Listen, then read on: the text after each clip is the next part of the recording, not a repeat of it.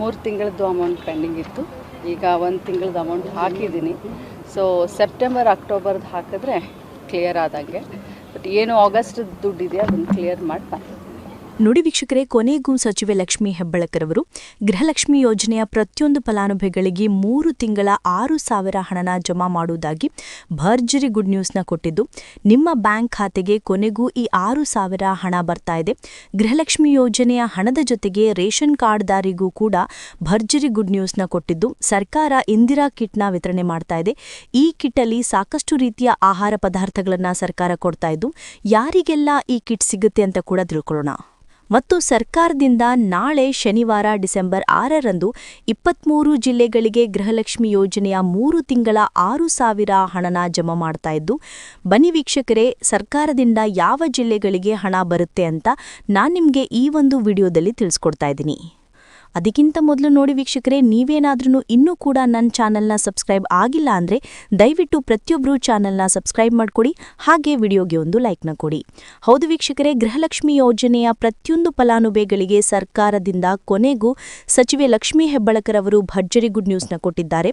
ನಿಮ್ಮ ಬ್ಯಾಂಕ್ ಖಾತೆಗೆ ಸೆಪ್ಟೆಂಬರ್ ತಿಂಗಳ 24ನೇ ಕಂತಿನ ಹಣ, ಅಕ್ಟೋಬರ್ ತಿಂಗಳ 25ನೇ ಕಂತಿನ ಹಣ ಹಾಗೂ ನವೆಂಬರ್ ತಿಂಗಳ 26ನೇ ಕಂತಿನ ಹಣ, ಒಟ್ಟು 3 ತಿಂಗಳ 6,000 ಹಣನ ಸರ್ಕಾರ ಡಿಸೆಂಬರ್ 5 ಶುಕ್ರವಾರದಿಂದ ಕರ್ನಾಟಕದ 23 ಜಿಲ್ಲೆಗಳಿಗೆ ಜಮಾ ಮಾಡಲಿದೆ. ಈ ಗೃಹಲಕ್ಷ್ಮಿ ಯೋಜನೆಯ ಜೊತೆಗೆ ಡಿಸೆಂಬರ್ ತಿಂಗಳಲ್ಲಿ ನಿಮಗೆ ರೇಷನ್ ಕಾರ್ಡ್ ಹೊಂದಿರುವ ಪ್ರತಿಯೊಂದು ಕಾರ್ಡ್ದಾರಿಗೂ ಕೂಡ ಉಚಿತ ಅಕ್ಕಿ ಜೊತೆಗೆ ಸರ್ಕಾರ ಇಂದಿರಾ ಕಿಟ್ನ ವಿತರಣೆ ಮಾಡ್ತಾ ಇದ್ದು, ಈ ಕಿಟ್ಟಲ್ಲಿ ಯಾವ ರೀತಿಯ ಆಹಾರ ಪದಾರ್ಥಗಳಿರುತ್ತೆ ಅಂತ ನೀವು ಕೇಳ್ಬೋದು.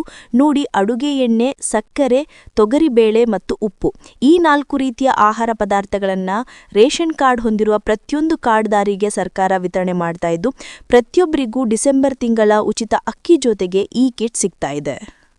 ಅದೇ ರೀತಿ ನೀವು ಸರ್ಕಾರದಿಂದ ಬರ್ತಾ ಇರುವಂಥ ಗೃಹಲಕ್ಷ್ಮಿ ಯೋಜನೆಯ 3 ತಿಂಗಳ 6,000 ಹಣ ಮತ್ತು ಉಚಿತವಾಗಿ ಬರ್ತಾ ಇರುವಂಥ ಇಂದಿರಾ ಕಿಟ್ನ ಪಡ್ಕೊಬೇಕು ಅಂದರೆ ಹಣಕಾಸು ಇಲಾಖೆ ಪ್ರತಿಯೊಂದು ಫಲಾನುಭವಿಗಳಿಗೆ ಕೆಲವು ಹೊಸ ನಿಯಮಗಳನ್ನು ಜಾರಿಗೆ ತಂದಿದ್ದು, ಈ ನಿಯಮಗಳ ಪ್ರಕಾರ ಪ್ರತಿಯೊಂದು ಫಲಾನುಭವಿಗಳ ರೇಷನ್ ಕಾರ್ಡ್ ಮತ್ತು ಆಧಾರ್ ಕಾರ್ಡ್ನ ಚೆಕ್ ಮಾಡಿಸಿ ನೀವು ನಿಯಮಗಳನ್ನು ಪಾಲಿಸಿದರೆ ಮಾತ್ರ ನಿಮಗೆ ಗೃಹಲಕ್ಷ್ಮಿ ಹಣ ಹಾಗೂ ಸರ್ಕಾರದಿಂದ ಉಚಿತವಾಗಿ ಬರ್ತಾ ಇರುವಂಥ ಒಂದು ಇಂದಿರಾ ಕಿಟ್ ಸಿಗೋದು.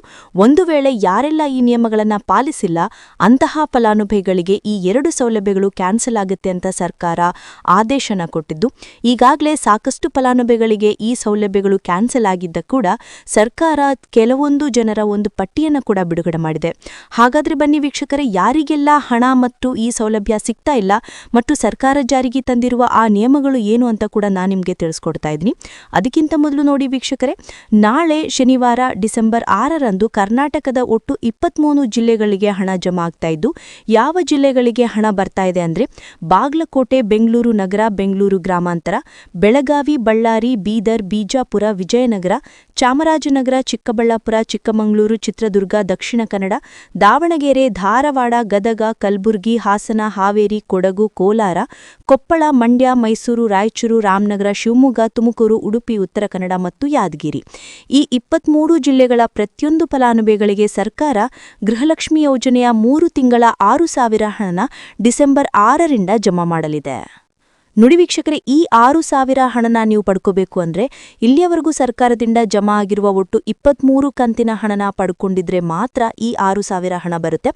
ಒಂದು ವೇಳೆ ಸಾಕಷ್ಟು ತಿಂಗಳ ಹಣ ಪೆಂಡಿಂಗ್ ಇದ್ರೆ ನಿಮ್ಮ ಬ್ಯಾಂಕ್ ಖಾತೆಗೆ ಯಾವುದೇ ರೀತಿಯ ಗೃಹಲಕ್ಷ್ಮಿ ಯೋಜನೆಯ ಹಣ ಜಮಾ ಆಗುವುದಿಲ್ಲ.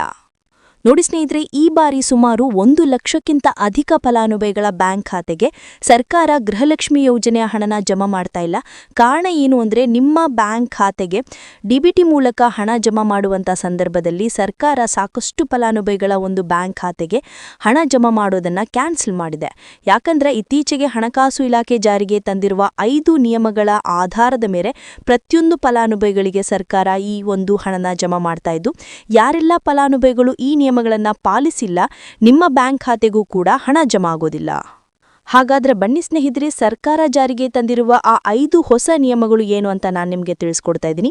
ನೋಡಿ ಸ್ನೇಹಿತರೆ, ಮೊದಲನೇ ಒಂದು ನಿಯಮ ಬಂದು ಸಾಕಷ್ಟು ಫಲಾನುಭವಿಗಳು ಹೊಂದಿರುವಂಥ ಒಂದು ರೇಷನ್ ಕಾರ್ಡ್ ಏನಿದೆ, ಆ ಒಂದು ರೇಷನ್ ಕಾರ್ಡ್ನ ಮನೆಯ ಸದಸ್ಯರ ಪ್ರತಿಯೊಬ್ಬರ ಒಂದು ಆಧಾರ್ ಕಾರ್ಡ್ನ ನಿಮ್ಮ ರೇಷನ್ ಕಾರ್ಡ್ಗೆ ಕಡ್ಡಾಯವಾಗಿ ಲಿಂಕ್ ಮಾಡಿಸಬೇಕು. ಅಂದರೆ ಈ ಒಂದು ಲಿಂಕ್ ಮಾಡಿಸುವಂಥ ಒಂದು ಪ್ರೊಸೀಜರ್ಗೆ ಸರ್ಕಾರ EKYC ಅಂತ ಕರೀತಾರೆ. ನಿಮ್ಮ ರೇಷನ್ ಕಾರ್ಡ್ಗೆ ಇನ್ನೂ ಸಹ EKYC ಆಗಿಲ್ಲ ಅಂದರೆ ನಿಮ್ಮ ಬ್ಯಾಂಕ್ ಖಾತೆಗೆ ಸರ್ಕಾರ ಮುಂದಿನ ದಿನಗಳಲ್ಲಿ ಗೃಹಲಕ್ಷ್ಮಿ ಯೋಜನೆಯ ಹಣನ ಕ್ಯಾನ್ಸಲ್ ಮಾಡುತ್ತೆ.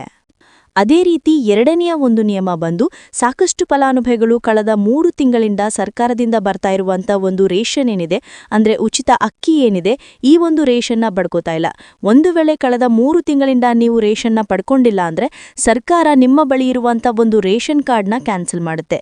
ನಿಮ್ಮ ರೇಷನ್ ಕಾರ್ಡ್ನ ಸರ್ಕಾರ ಕ್ಯಾನ್ಸಲ್ ಮಾಡಿದ್ರೆ ನಿಮ್ಮ ಬ್ಯಾಂಕ್ ಖಾತೆಗೆ ಗೃಹಲಕ್ಷ್ಮಿ ಯೋಜನೆಯ ಹಣ ಇರ್ಬೋದು ಮತ್ತು ಸರ್ಕಾರದಿಂದ ಬರುವಂಥ ಒಂದು ಸೌಲಭ್ಯಗಳನ್ನು ನೀವು ಕಳ್ಕೋಬೇಕಾಗುತ್ತೆ.